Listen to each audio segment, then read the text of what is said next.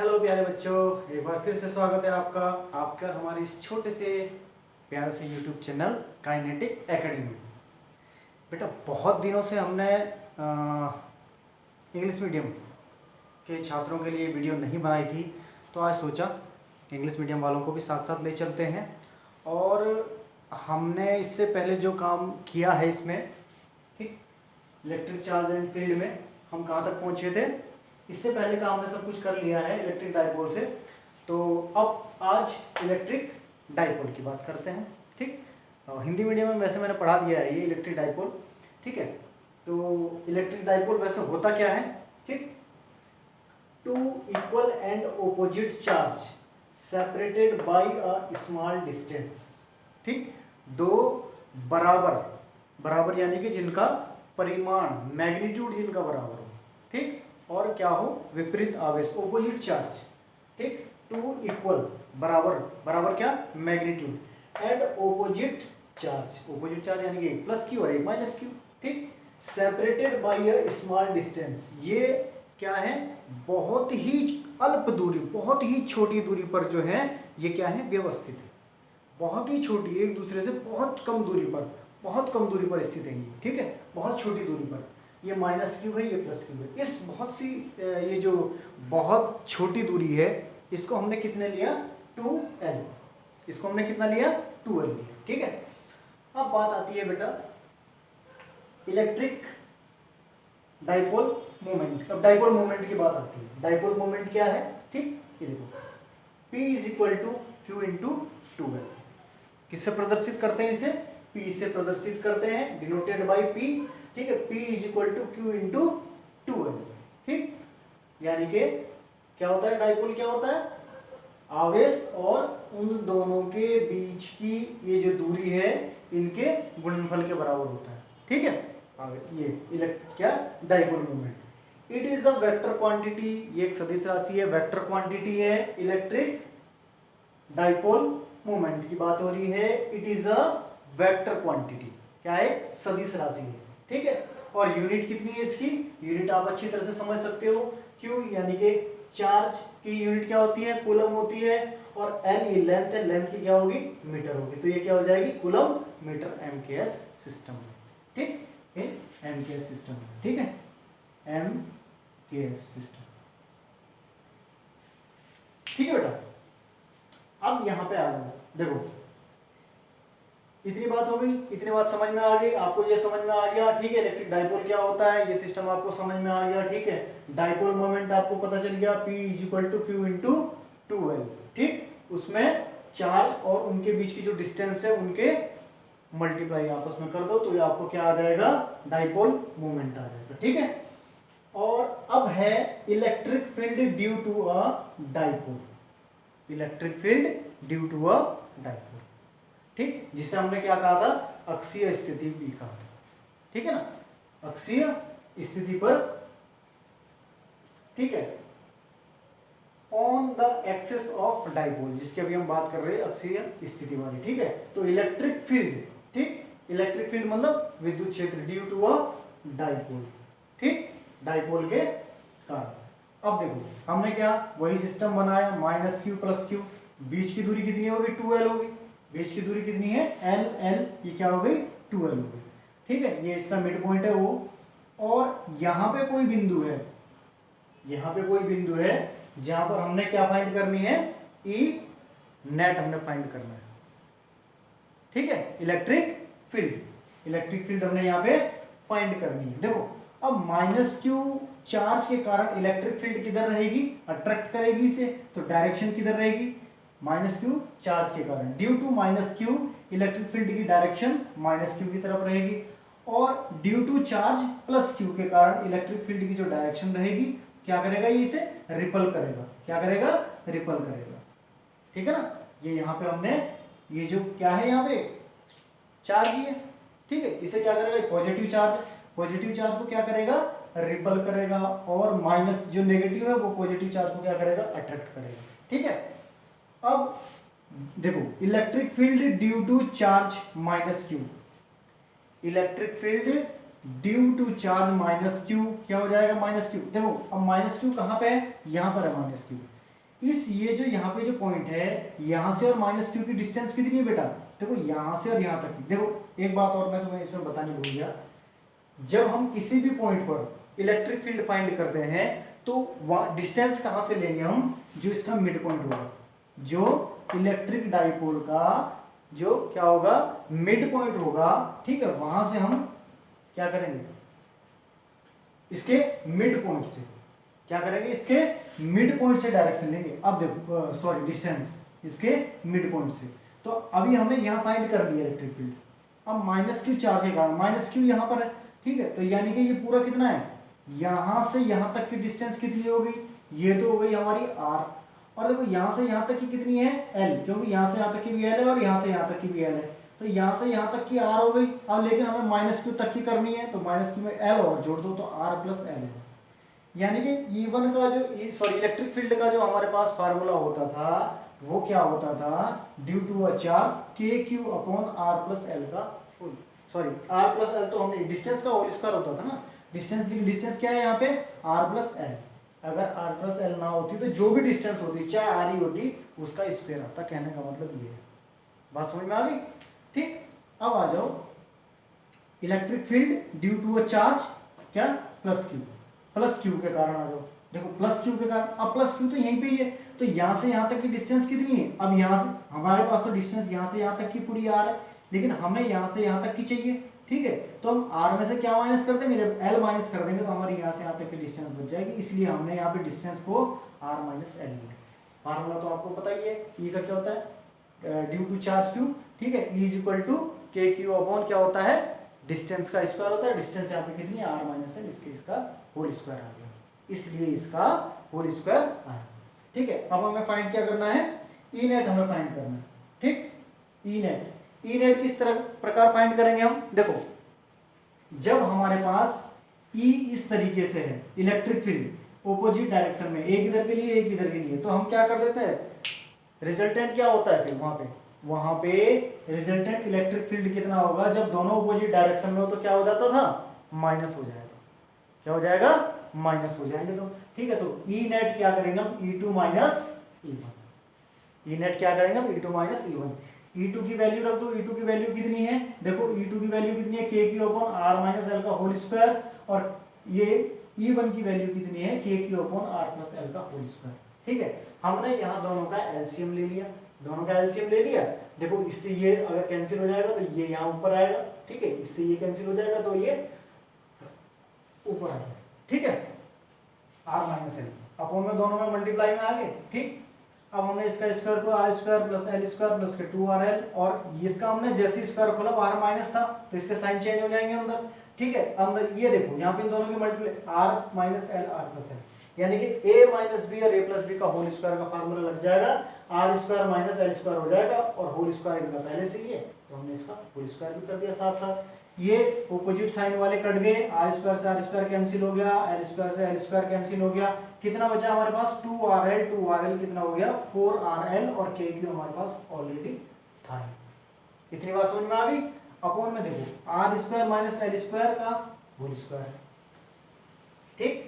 अब ये 2QL क्या होता है, ये 2QL क्या होता है P इज इक्वल टू कितना होता है 2QL, तो हमने 2QL की जगह में क्या रख देंगे P, और ये क्या हो जाएगा 2KR, ये 2KR है ही, और ये P की जगह हमारा क्या हो गया P is equal to 2QL, ठीक है। तो हमने 2QL की जगह P वैल्यू रख दी, और 2KR ये है यहाँ पे R माइन। अब देखो generally X is greater than greater कितना L से, देखो पहले भी बेटा आपको बताया था कि जो इन दोनों चार्ज के बीच की जो डिस्टेंस 2L है ये बहुत कम है, स्मॉल डिस्टेंस, और ये बहुत कम है, बहुत छोटी डिस्टेंस है, ये दोनों जो है ये चार्ज है यहाँ पर रखे हुए बहुत कम डिस्टेंस पर रखे हुए, ठीक है। तो हम क्या कर देंगे, इसलिए इसको क्या करेंगे इग्नोर कर देंगे, क्या कर देंगे इग्नोर कर देंगे, ठीक है। हमने इसको छोड़ दिया तो हमने एल स्क्वायर को क्या मान लिया, एकदम बिल्कुल जीरो मान लिया, क्योंकि देखो जब एल ही इतनी छोटी थी 2L ही इतनी छोटी थी, जब एल स्क्वायर हो जाएगा तो और छोटी हो जाएगी वो, इसलिए हमने उसको बिल्कुल छोड़ दिया। तो आर स्क्वायर का होल स्क्वायर ये कितना हो जाएगा आर की पावर 4, लेकिन एक आर हमारे पास यहाँ ऊपर भी था तो आर से ये आर की पावर 4 कैंसिल हो गया, नीचे आर क्यूब आ जाएगा, और फिर ये इसको हम इस प्रकार लिख देंगे, E vector is equal to कितना हो जाएगा 2k p अपॉन r, क्योंकि p क्या है, p क्या है, वेक्टर क्वांटिटी, क्या है p, वेक्टर क्वांटिटी। ठीक है, हमने इसको इस तरह लिख दिया। अब देखो, 4 direction E net and electric dipole have same direction, 4 direction, ठीक, जहां पे नेट इलेक्ट्रिक फील्ड की डायरेक्शन और इलेक्ट्रिक डाइपोल की डायरेक्शन क्या होती है, सेम डायरेक्शन है। ठीक है, बात समझ में आ गई। और k की वैल्यू तो आपको पता ही है, क्या हो जाती है 1/4πε0, और जिसकी न्यूमेरिकल वैल्यू कितनी होती है 9 × 10⁹। ठीक है, और ये क्या है, वैक्यूम और एयर के लिए है। ये फार्मूला जो अभी आया है इस चीज के लिए है, ये केवल only and only vacuum and air, vacuum and air. ठीक है, तो इसे उतार लीजिए बेटा, जल्दी से छाप लो इसे।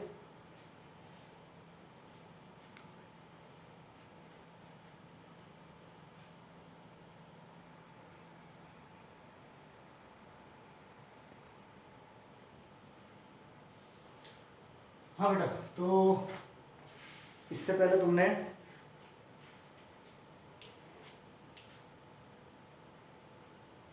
पहला वाला तो खत्म हो गया, ठीक है ना।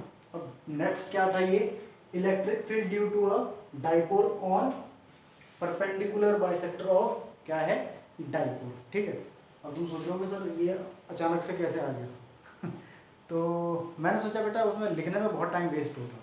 ठीक है, तो लिखने का टाइम जो है वो थोड़ा कवर कर लिया, ताकि तुम्हारा सिलेबस भी जल्दी खत्म हो जाए, वीडियो भी थोड़ी कम उसमें जो है ज़्यादा काम हो जाए। ठीक है, कम टाइम में ज़्यादा काम हो जाए। ठीक है, ठीक, अभी तक आपने electric field due to a dipole पढ़ा। ठीक है बेटा, अब ये आ गया आपका electric field due to a dipole on by perpendicular bisector of dipole. ठीक है, हमने इसका फिगर बना दिया ये। ठीक, ये हमने अब क्या है, r डिस्टेंस पर देखो, at distance r from the centre of dipole, हमने पहले भी कहा था कि जब भी हम कोई किसी भी पॉइंट के लिए इलेक्ट्रिक फील्ड फाइंड करेंगे, किसी भी चार्ज के लिए, तो डिस्टेंस कहाँ से लेंगे, ये मिड पॉइंट से डिस्टेंस लेंगे। ठीक है बेटा, मिड पॉइंट से डिस्टेंस लेंगे। ये चार्ज है, कभी से वो मत समझ लेना, ये यहाँ पे क्या है, चार्ज। ठीक, चलो अब देखो, ये हमने r डिस्टेंस पर लिए, ये क्या है, ये तो पहले से तुम्हें पता था, जब 12 है टोटल डिस्टेंस तो कितनी हो जाएगी, LE हो जाएगी, क्योंकि हमने मिड पॉइंट से लिए। यहाँ पे हमें क्या फाइंड करना है, ई नेट फाइंड करना है इस पॉइंट पर, ये यहाँ पे ये पॉइंट पर। ठीक है, अब ये देखो जरा, ये L है, ये भी L है, ये R हो गया, ये क्या है इधर, हाइपोटेनस किस प्रकार निकलता है पता है ना तुम्हें, राइट एंगल ट्राइंगल में हाइपोटेनस में क्या करते हैं, बेस और परपेंडिकुलर का स्क्वायर को क्या कर देते हैं, ऐड कर देते हैं। वही हमने यहाँ पे किया, इसकी वैल्यू भी है, ये इसकी वैल्यू भी है। ठीक है, यहाँ पे ये देखो बेटा, ये एंगल जो है, हमने इस एंगल को जब थीटा माना तो हमने इसके पैरेलल एक लाइन खींची और हमने इसको भी क्या मान दिया, थीटा मान दिया। लेकिन हमारी ये जो इलेक्ट्रिक फील्ड की जो ये है, इलेक्ट्रिक फील्ड देखो यहाँ पे इस पॉइंट, इस चार्ज पर प्लस क्यू चार्ज के कारण जो है क्या करेगा, इसे रिपल करेगा। तो इलेक्ट्रिक फील्ड की डायरेक्शन कैसे हो जाएगी, इधर को हो जाएगी। यहाँ पे इलेक्ट्रिक फील्ड की डायरेक्शन इधर रहेगी, ये माइनस है तो ये क्या करेगा, इसे अट्रैक्ट करेगा।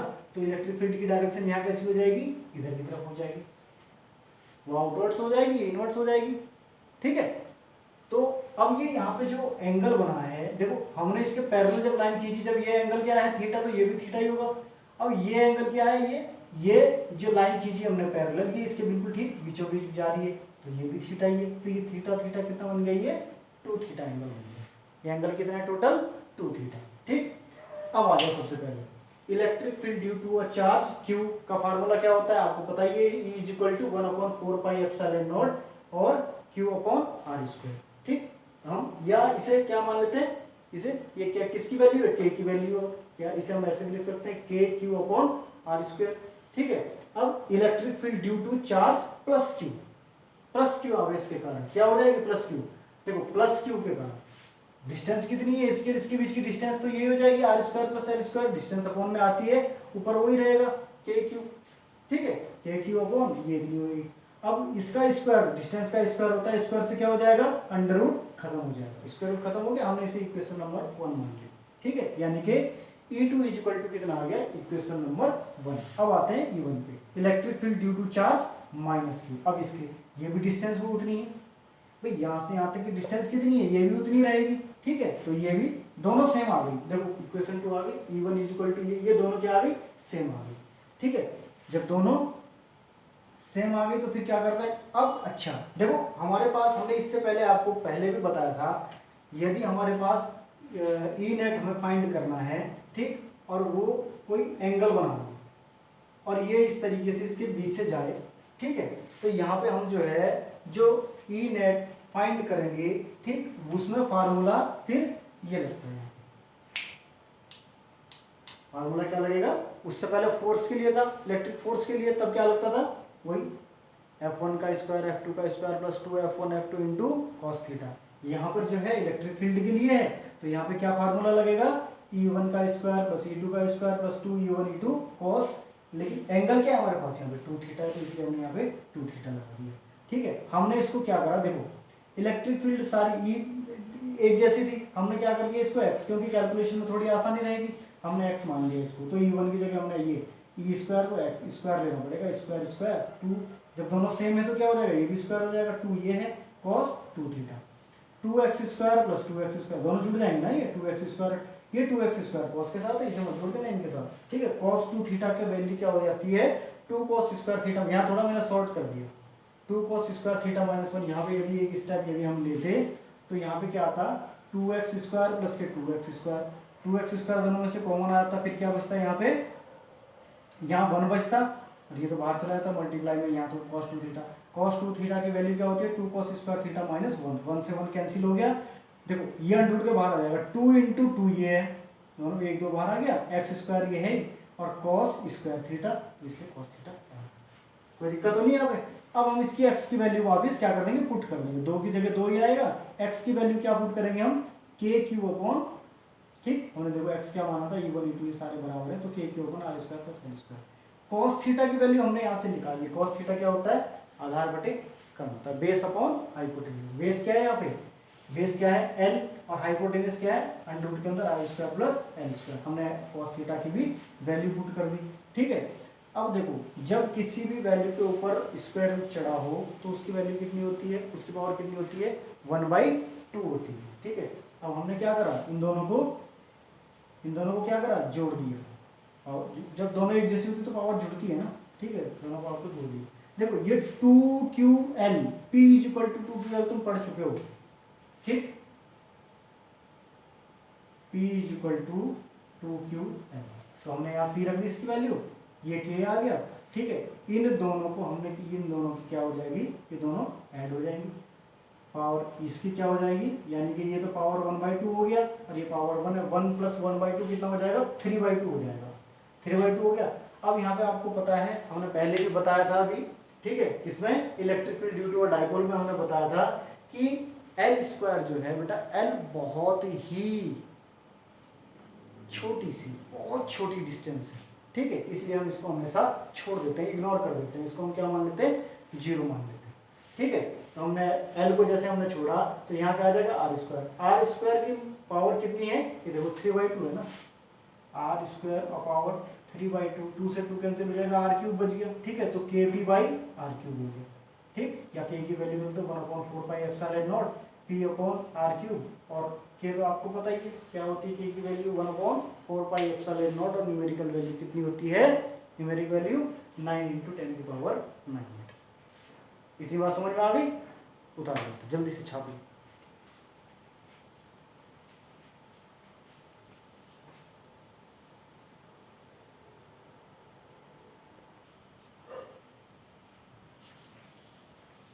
देखो बेटा, अब इलेक्ट्रिक डाइपोल में क्या है, electric field due to a dipole at any point in space, ठीक।